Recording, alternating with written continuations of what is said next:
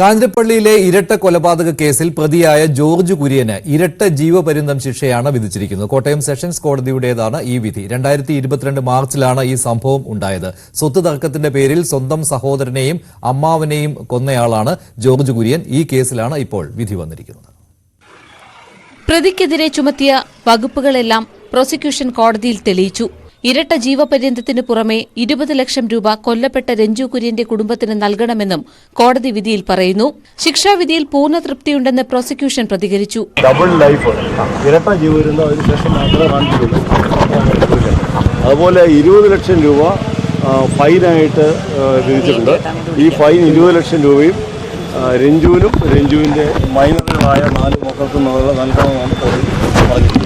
2022 March 7-നാണ് George Kurian സഹോദരനെയും അമ്മാവനെയും വെടിവെച്ച് കൊന്നത്. സ്വത്ത് തർക്കത്തെ തുടർന്നായിരുന്നു കൊലപാതകം വീട്ടിൽ കയറി ആക്രമിക്കൽ, ആയുധം കയ്യിൽ വെക്കൽ, സാക്ഷികളെ ഭീഷണിപ്പെടുത്തൽ തുടങ്ങിയവയാണ് ചുമത്തിയത്.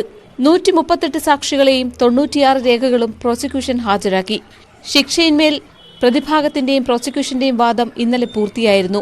നിരപരാധി ആണെന്നും പ്രായം പരിഗണിച്ച് ഇളവ് നൽകണമെന്നുമായിരുന്നു പ്രതിഭാഗത്തിന്റെ വാദം. അപൂർവങ്ങളിൽ അപൂർവമായ കേസായി പരിഗണിച്ച് വധശിക്ഷ നൽകണമെന്ന് പ്രോസിക്യൂഷനും വാദിച്ചു. പ്രതി ജോർജ് കുര്യൻ കുറ്റക്കാരനാണെന്ന് കഴിഞ്ഞ ദിവസം കോടതി കണ്ടെത്തിയിരുന്നു. ന്യൂസ് 18 കോട്ടയം.